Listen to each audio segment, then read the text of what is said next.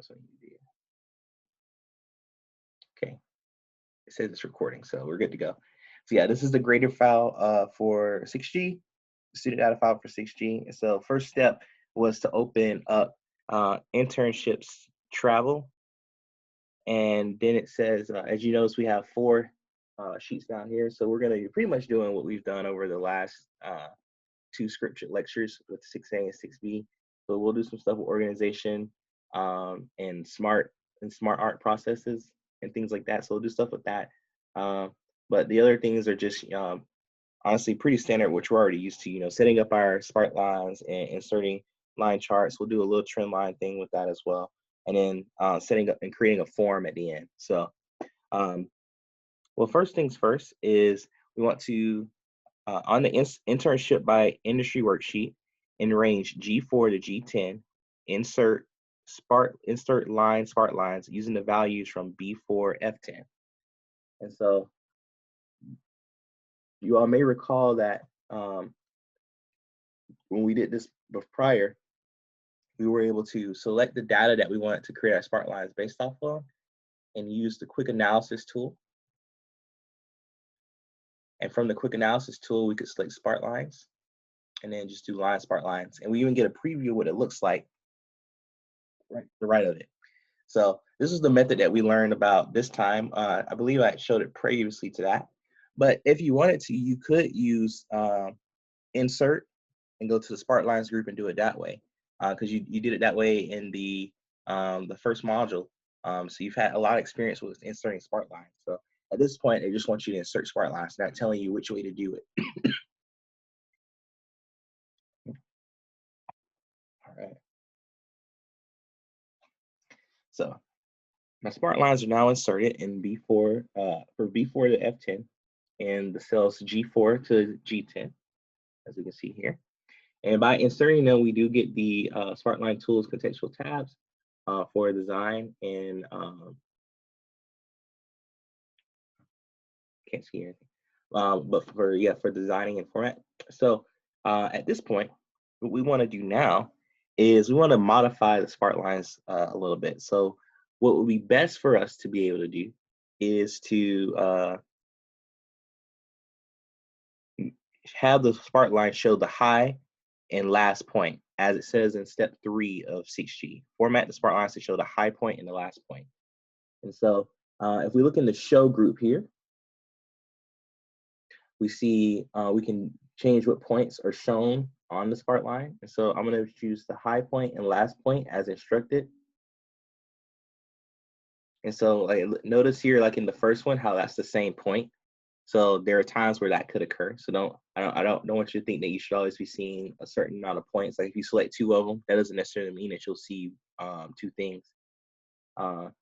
In fact, it's possible for low and high point to be the same if all the values are the same as well. So that's something else I've seen, and I've seen people freak out about. But you just have to think about it. What do these actually mean? Last point literally means the last point. High point means the highest point. First means first. Low means the lowest. So on and so forth. So just go based off what these actually mean, not based off what you think you should see. Because what you think you should see actually should be based off this. But I know intuitively, if you check 2 parts, you would expect there should be 2 points. So I just wanted to make sure I could clear that up because I did have questions about that last spring. I believe it was spring. Might have been last fall. All right, but now what we want to do is we want to apply a sparkline style. The instructions say accent 4, no dark, no light. So I'm going to go to more under my sparkline styles, and I am going to look for accent 4. So that's accent 3 in the 3rd column. So accent 4 is in the 4th column. Oops. And I want to choose no dark, no light. So that's darker 50%. So I would assume no dark, no light somewhere in the middle, which it is right here. So sparkline style accent 4, no dark, no light. Cool. All right. And at that point, that's it with the spark lines. They've been created. Any questions from anyone at this point?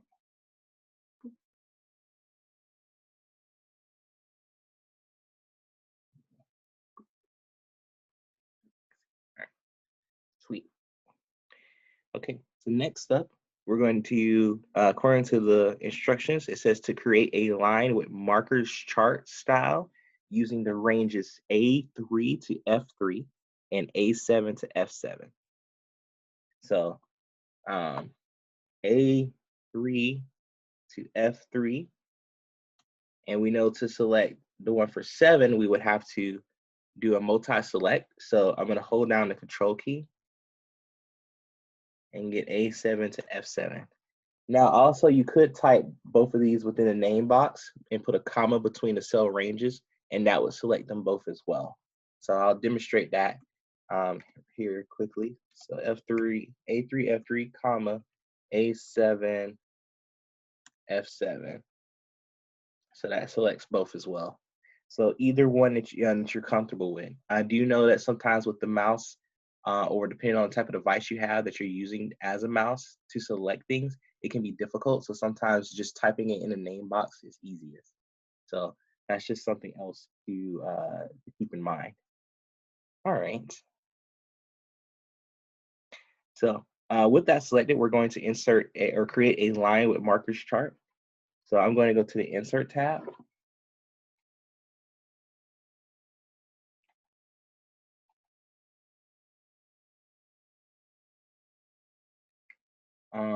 And what I'm going to do now is go to the insert line, or sorry, I'm gonna go to the charts group, and I'm gonna go to the insert line or area charts. And we just want a line with markers. So line with markers is here. This is known as a stack line with markers. And then this one was for 100%. I think it was like a total. So it just, what that does is it shows you like at the end, you should have everything. But we just want a normal line with markers, not a stack one.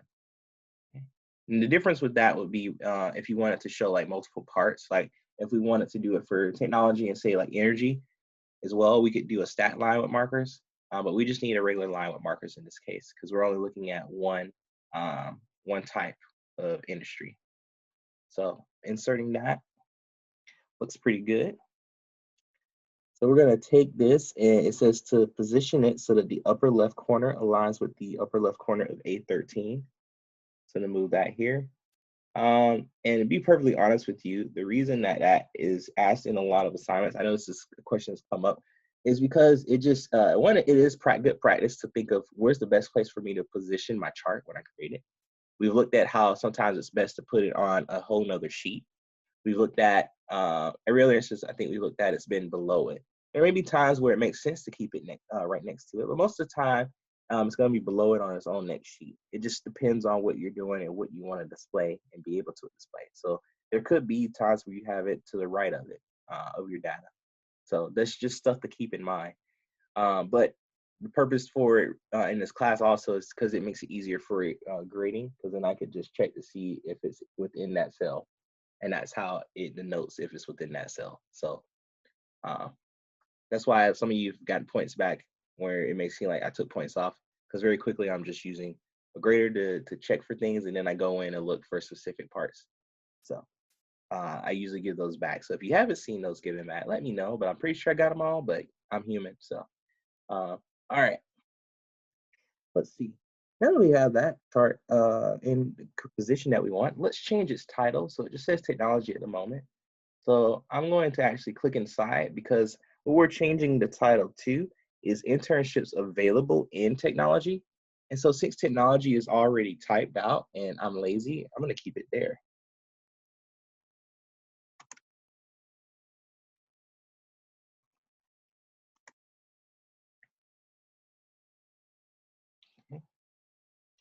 And so again, these are things that I know that you all are familiar with being able to do. And I may skip over a couple of steps, but I do want to make sure that everyone is comfortable with major portions of this assignment.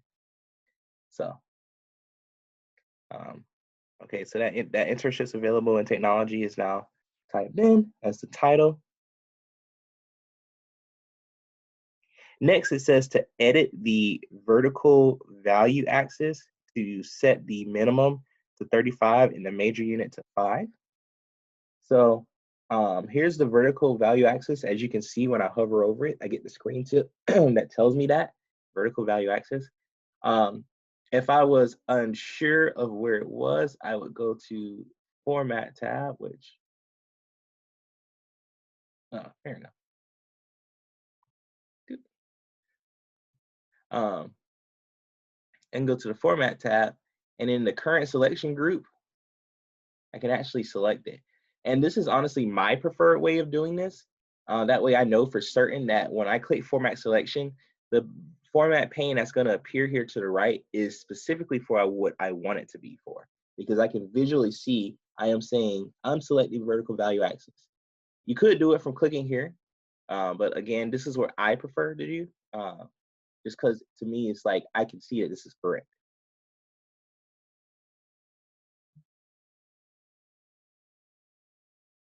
All right, so the instructions ask for us to set it the minimum to 35 and the major unit to 5. So I'm going to set the minimum to 35 and just think intuitively of why that may be so. If we look here at our lines, this value goes down to 39. So we know it's not getting to 30, it's above halfway. So we can make the minimum be at least at 35. And instead of making the major units go up by 10 each time, we can now do it by 5 because they'll look a lot better and we can see more differences between the data, because these two guys were only 2 apart. So it was a lot harder to see when they were bunched up between 10 units. Now that we've zoomed in a little bit by making this be 5 units apart, we can see more definition and difference between these values. So that's the reason why we're doing it, not just, oh, the instruction said so. There's a practical reason for it.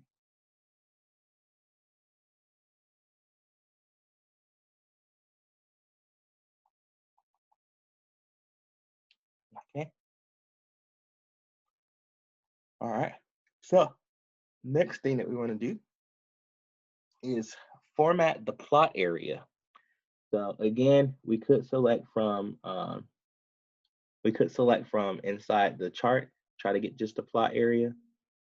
I again would normally just go up here, select plot area, click format selection so it'll appear here. You also notice that there's an arrow here, this one,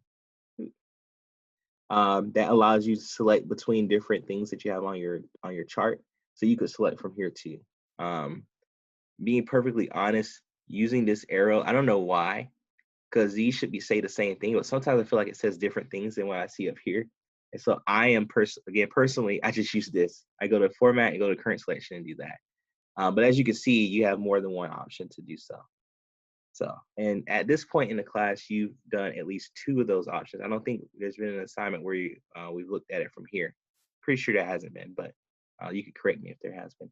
But you've done it from clicking here and you've done it from selecting from there. So, all right. So next, now that we have the plot area selected, we want to format it with a green accent 6 lighter 80% solid fill. And so from there, what I know is that since it says fill, these handle effects, and then this is fill in line. I need to go to fill in line and go to fill because we're trying to give it a solid fill.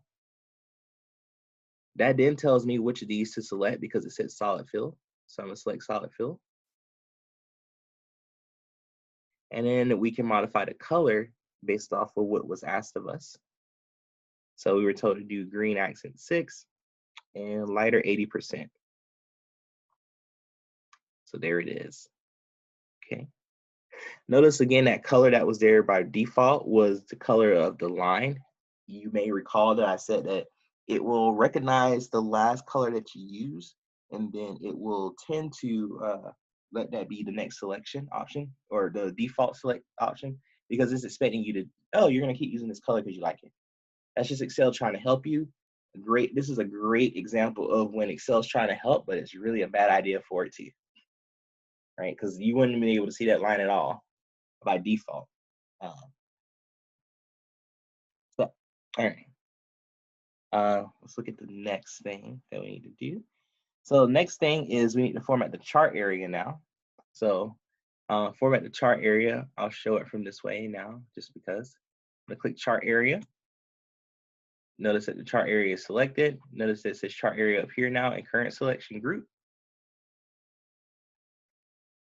And for the chart area, we want to keep that green theme going, but this time we're going to do green accent 6, lighter 40%. So this makes it a little darker than what the plot area looks like. So I'm giving it a solid fill, and I'm going to go lighter 40%. A darker on the outside it makes it a lot easier, and it draws your eyes towards the actual chart as opposed to what's going on outside. And it helps separate the axes and the actual plot area a lot better too. So that's the reason why you have seen this happen this way in the course. That's probably why you've seen charts that way too. So it's just a good rule of thumb to make it darker on the chart area than it is the plot area if you're showing a difference between the two. Okay. Any questions at the moment?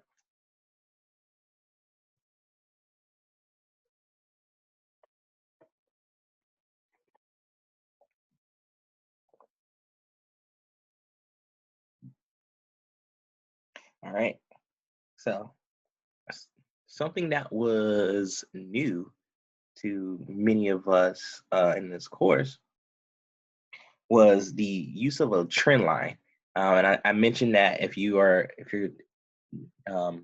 take courses like business statistics or quantitative methods for business or mathematical analysis for business or anything like that, this would be something that you would see a lot. Or if you ever get into data analytics, you will see this use of like a trend line or a regression line. And so the point of it is to help you kind of forecast or understand what's happening as you travel from one point to the other. And also you could use that to figure out what should happen before and possibly what should happen after and possibly what happened before. And it's just a good estimate or the best estimate available based off the available data for what's happening. So it's just trying to help measure the trend of what's happening. And so to insert a trend line, there are a couple of ways to do so. First of all, we would want to just add it to this. So I could either go to the design tab, go to the chart layouts group, and add a chart element here. Or you could click the plus sign here and add your chart element this way. So either way, but I am going to do a trend line, and I am going to select it to be linear because we were supposed to insert a linear trend line. And you will notice that we do get this dotted line here now on our screen that is kind of going through the points. We have some points above these two, and we have some below. But the average of the distance between these points in this line is really close to 0. Closer the better. And that's how a trend line is actually created. It's it does some calculations in the background to see what's going to be the closest line I could get so that things are above and below the line at an average of about 0. Okay. So just teach you a little bit about the background there. But now that that's in there, let's select it. Again, I could have gone back to my format, selected the trend line there, or from the options here. But now that we have our trend line selected, there's a couple things we wanted to do, or one thing we wanted to do. We wanted to change the width of it because it's not very visible. I mean, it's there, you can see it, but it's not as visible as we probably would want it to be. And so what I'm going to do is under the fill-in line, under line, I'm going to change the width of it to 2.5. And you'll notice that it got a lot larger. It's a lot more visible to the eye. And that's pretty much it. So are there any questions with the industry or internships by industry sheet? Because we're pretty much done with that one.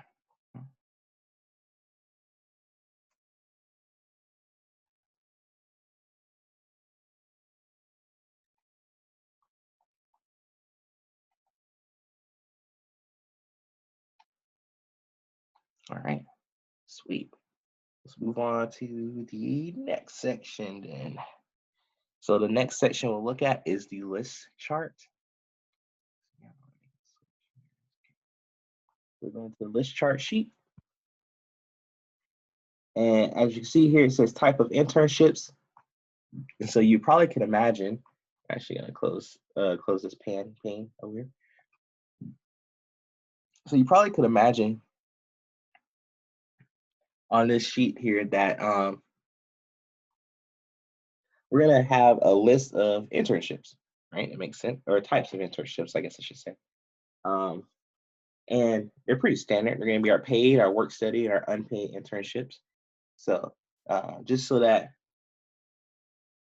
they would be visible. So maybe it's to turn into a flyer or something. And yes, people do make flyers in Excel as opposed to just doing it only in Word or in PowerPoint. I have seen a lot of people use Excel for, honestly, for everything that the other major Office applications use it are used for. Even like people writing papers, I've seen people write papers in Excel. So which I when I first saw it, I was like, that's crazy. Just use Microsoft Word. But not the more I think about it, I'm like, okay, I guess I can see why. That way they only are always using one application, so they're just used to it. So I get it. I just think it's funny when they do that sometimes, but it is available. And so we're about to make a flyer, for instance, pretty much make a flyer for this, and we can see how useful it is in Excel doing so. So anyway, what we're gonna do is this is where we began with our smart art graphic. So I'm gonna go to the insert tab. And I am gonna go to smart art graphics under the illustrations group.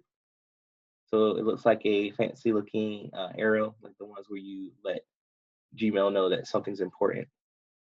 But insert a smart graphic. So I'm gonna click that, and we get the choose a smart art graphic dialog box. We're able to select the type we would like to have. So since this is called a list chart, we're gonna go to list, and let's look for the pyramid list style. And so I know exactly where it is, but just to give you an understanding of how I get there, I'm gonna look for things that look like a pyramid. So if I go down here, it says pyramid list because it's like a triangle format. Okay. Some people will, when they see pyramid list, they'll go here, which you can get to it as well from here. They just separated them out from other spots for that purpose. So either way, you'll get to it. It's a pyramid list. Okay. So we got it there. It then tells us to position the smart art so that the upper left corner of the graphic aligns with the upper left corner of A3. So what I'm gonna do is I'm gonna get on the border with my 4 arrows because that's how I know I can now carry this guy and move it to where I like. And so I'm gonna move it there. So it's in the corner of A3. All right. So next in the smart art, it asks us to type a couple of things. And so you may recall that typing on these things directly can sometimes be a pain. And so I always suggest opening up the text pane. So when we inserted that, we did get the smart art graphics contextual tools. The text pane is here available in the create graphic, or you can click the button that will open it up. And so on this list here, we got 3 things, and I mentioned them before. We have paid, we have work study, and last but not least, we have unpaid.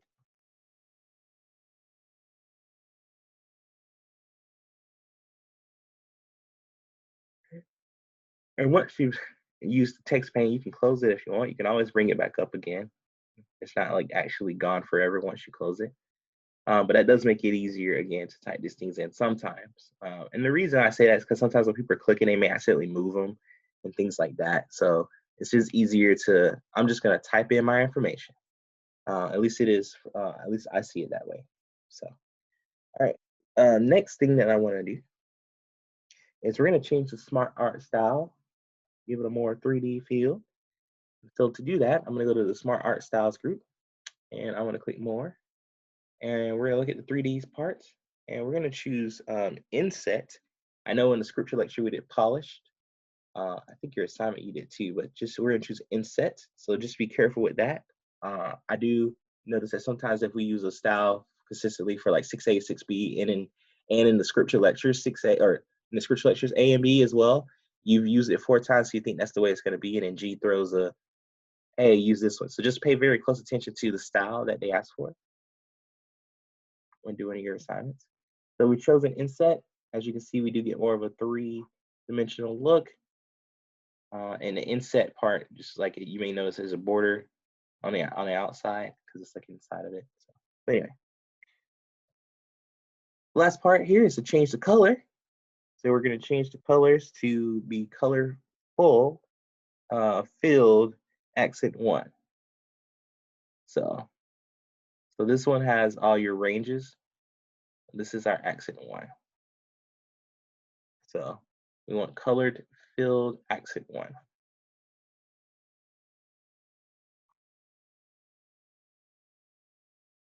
And that's it.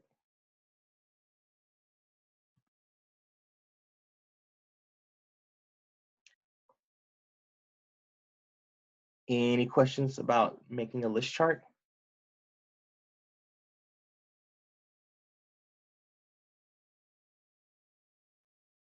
All right.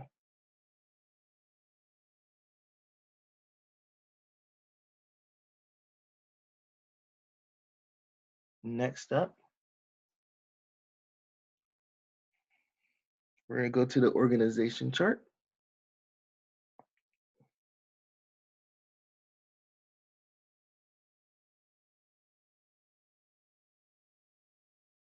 And this time we're going to insert the organization chart. So I'm going to go to, once again, our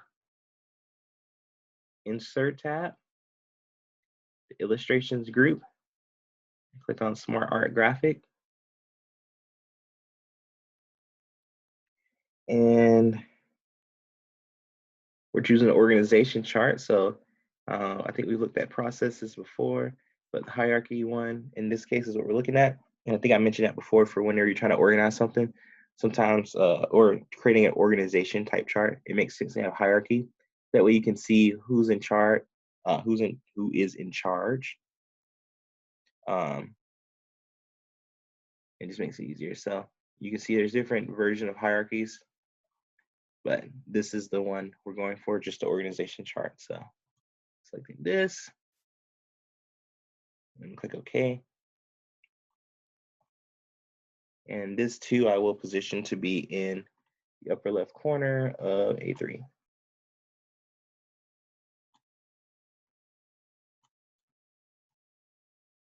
Okay. All right.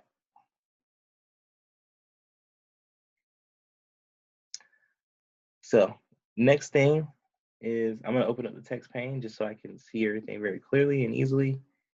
And you can see that we have this a little different here because we do have a bullet point, but then it has this return character. That's because this guy is off to the side. That means they report directly to them, but they're not necessarily over these people as well. So it could be like a vice something, like a vice president or something like that. All right. Well, let's begin typing in these names. So we need Ann Kai, comma, space, internship coordinator.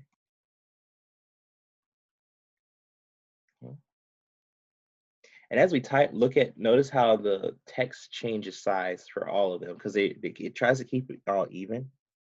But in order to fit everything within the and within those text boxes, it needs to shrink things. So, all right, let's move on to the next thing then. So we have Antakai in the top box.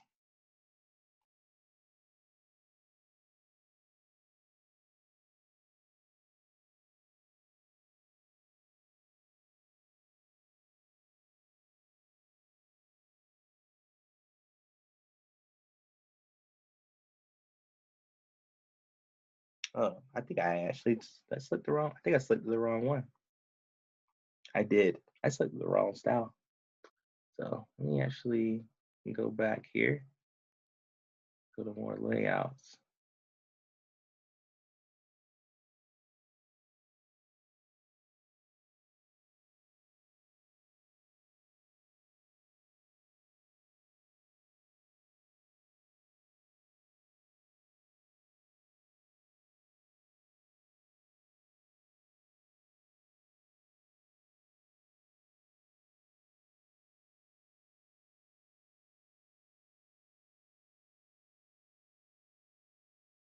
Let me see, right? Okay, there it is.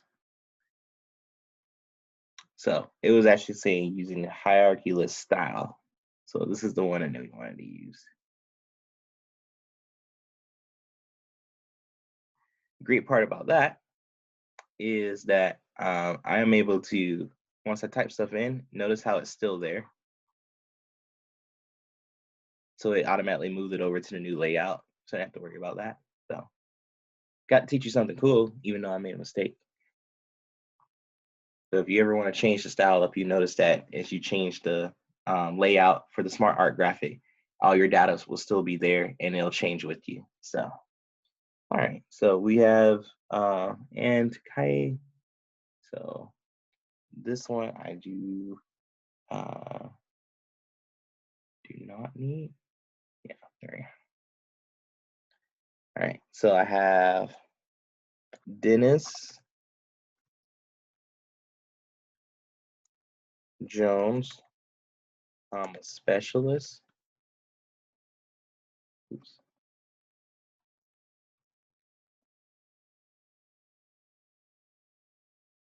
Then I have Corey Finn, who's also a specialist.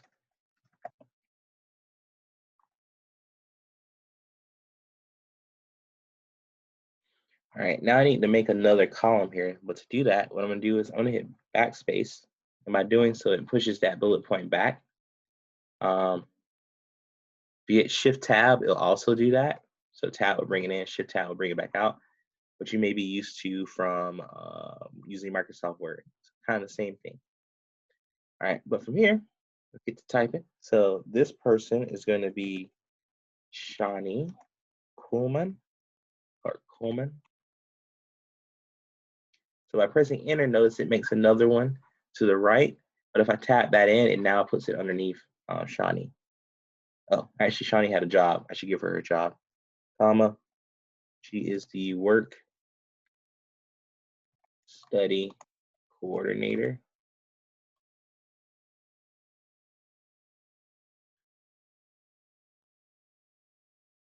Okay. So now I have a couple other people. So I have Anand Sinj, who's also a specialist. And then last but not least, we do have Viv Lopez, who is also a specialist.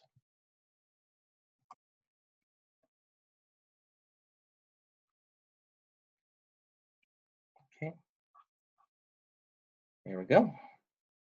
Now, you may recall in the other assignment beforehand, it did ask that, hey, if any of these people are, or any of their jobs don't appear on the next line, to make them appear on the next line.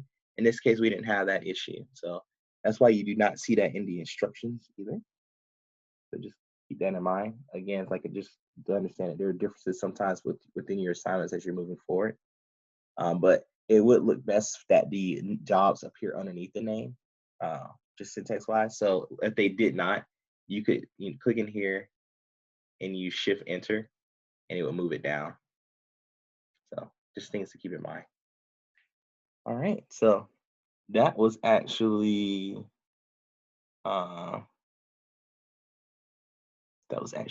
everything at this point. The only thing left to do is deal with the form. And so what I'm going to do is I'm going to go to file and I'm going to do save as, one, so that this doesn't accidentally get created or saved on top of my student data file. but 2 so that I can have it for future use and practice, and so that we can create a template. So fall 2020, and I'm going to choose Excel template as my save as type, because the template is what you use to have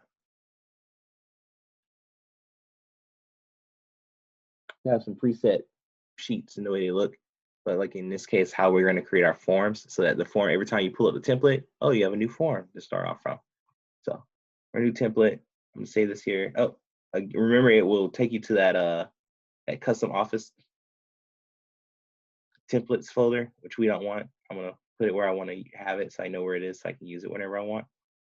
So click save there. This has been done. It is now saved as a template.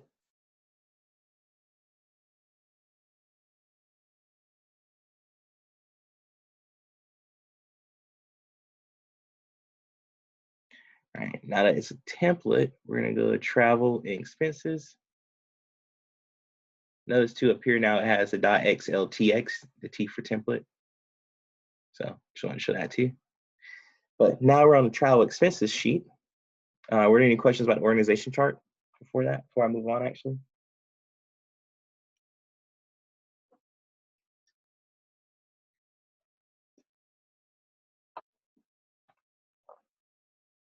Okay. All right. So what we need to do in here is in H22. Well, let's take a look at this template first. So here's a template. And as you can see, we have a place where people could enter the college they visited, their employee, their position. They can enter some dates, descriptions, hotels, all this other stuff.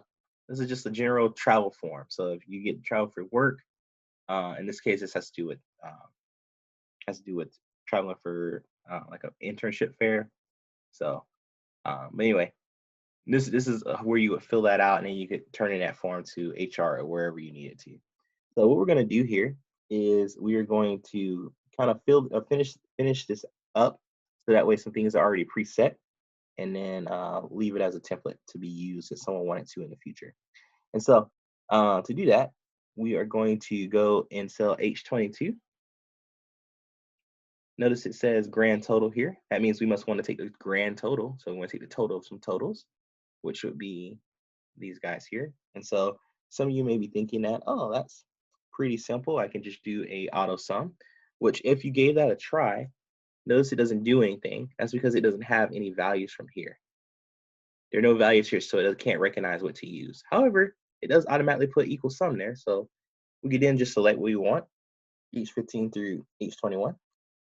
Press enter, and then give this guy a total cell style. So it's been a while since we've done that. Go to the home tab, styles group, cell styles, total. There we have it. We have a total cell style. Looks nice. We can then remove the locked formatting from D8 through D10 and A15 through G21. The reason I want to remove the lock formatting is because once I unlock, or once I protect the sheet, I want to be able to type into these cells. So recall that to remove the locked formatting, we can go to the home tab in the cells group where we have format. You could do it from here actually, but I like to just go to format cells so we can bring up that dialog box, go to protection, uncheck locked. This way, those will no longer be locked. Everything else will be, but those will not. And there's a description here about that. Locking cells has no effect until you protect the worksheet, just so you can remember that. Okay. Well, now that that's done, the only thing we need to do is protect the worksheet. So go to File, go to Protect Worksheet. Oh, notice that too. I mentioned that. We could have just clicked there, but I like to go to Format Cells so I can see it unchecked. But I just wanted to show you that that is no longer highlighted. So anyway, go on to Protect Worksheet. And the password is the super secretive and super secure Go series that you've used every time so far. But Go series, make sure that these two things are checked. This allows you, if you want, oh, does it say in instructions? I don't think it does. Yeah, it says leave the default settings. But once again, this is what you're allowing a user to be able to do when you protect the sheet. So at minimum, I would say for them to be able to select unlock cells. You may not want them to select locked cells. You may want to not have them think that it's available to you and touch those. So but there's other things here too that you can allow users to do, even though the worksheet is protected. Okay, so just some things to think about in the future. But for this assignment, keep it as default. So these two things or these three things check. So I'm going to re-enter that Go series password, and now my sheet is locked. So when I try to edit something that's not one of the unlocked sheets, or sorry, the sheet is protected. And so if I try to edit something that's not one of the unlocked sheets, it will not allow me to. But if it is unlocked, I can.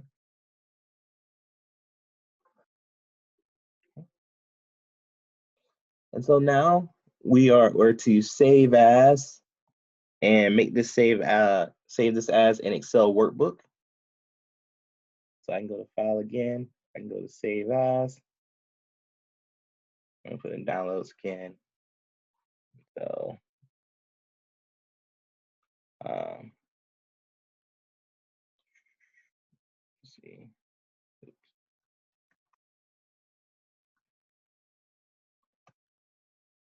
Excel workbook. Save as type Excel workbook. So this is the part that you would actually turn into me. So I can click save. And so when I open this up, I'm going to see if I can click in these places. Yeah. So keep that in mind. All right. That is actually pretty much everything. The last bit is for you to, insert your custom footer, which you can do by grouping all the sheets together. Then changing the landscape or changing the first, making sure the first three are portrait orientation. The last one is landscape, adding your tags, and that's pretty much it. So I know you know how to do those, so I'll leave that to you all. Great. All right. So any questions from anyone? So you needed to fill out this cells that is unlocked. Say it again. Do we need to fill out these cells that is unlocked? No, there's nothing to fill out for this one. Yeah? No? No, no. I just need Oh, to, pretty much what I'm going to do is test to see if I can. okay. Yeah. Mm. Okay. So make sure you go through this. I think hopefully everything is clear with this assignment then of what's needed to be done. If you were following along the entire way, you've pretty much done everything except for the last 16 or except for the last 4 or 3 steps. So make sure you go back and do those. But also I'll just go over it completely just to make sure. But yeah, sounds like we're all good to go. So, but you need to save you need to put like the page layout, change everything that like page layout. Correct. You'll have to do Okay. that part. Yep. Okay. Yeah. Mm-hmm. And then your Okay. tags. So, all right. Well, any other questions? No, No? thank you. You're welcome. So next week, the next module is it's called module 7. It is not chapter 7 though in the book. So just keep Mm-hmm. that in mind. It goes to chapter 8. So the last bit we'll be doing is chapter 8 and chapter 9. And those tend to honestly get done together. But I'm not going to rush any of it. We are at this point in time one class ahead Mm-hmm. because Monday I will have to, or not Monday, Tuesday I will be leaving early to another meeting that starts at 2 that I have to be in charge of. So apologize, of course, for that. I've mentioned it since the beginning that it happens every month. every third Tuesday, so there's no way around it. But we will have class before that getting started, and so we'll probably look at a scripture lecture. Well, we will look at unless there are any questions about anything else, and that's always on priority since we are a little ahead. But if there are any questions about anything, then we'll go over those. Otherwise, we'll move forward and look at scripture lecture for 8A, and we'll begin that. And then, yeah, so we'll actually look into some more. I was mentioning like the trend line and stuff, and how you can use that in statistics classes and things like that. We'll look at some more statistical functions with chapter 8. So those of you that are in that field, or you're ever going to take some classes in that, this will be very beneficial to you. So it's kind of like, hey, listen, like the little thing in Zelda used to say. But yeah, it's definitely. I think it's going to be fun. It's fun to me. It's what I actually use this stuff for most of the time. So yeah, and then after that we look at macros. So we're going to create some automated functionality for some of our worksheets, and see how to do so using macros. We'll also look at some basic examples of coding in Visual Basic for applications and the power that's there. So yeah, and then that'll be it. I will take off not that I will take off. I will not have class that week of Thanksgiving. For one, our Thanksgiving falls on Thursday, which is when we have class. Two, on that Tuesday, what I like to do is leave that time open for people to go back and make up anything they may need to, making corrections, or get ahead so they can finish the class early. So, I am obligated to. I guess I'm not obligated, but I think it's, in my mind, it seems fairest for me to at least be on that Tuesday. I will not formally like go over anything. Honestly, at that point, we'd probably be close to being done, or if we wouldn't be done going over everything anyway. And so I will be there, but mostly just kind of like if you have questions, pop in kind of thing. So on that Tuesday. So that's a while ahead, but I just wanted to go ahead and give a heads up on that. So yeah. Unless you guys want to meet that Tuesday, that's up to you. But then I can totally go through something. But after we get done with everything that's required of us, I would like to ask you all of anything, like any projects that you've done on your own, or that you've had to use at your job, and things that you're comfortable sharing, and you're allowed to share, especially if it has to do with your job.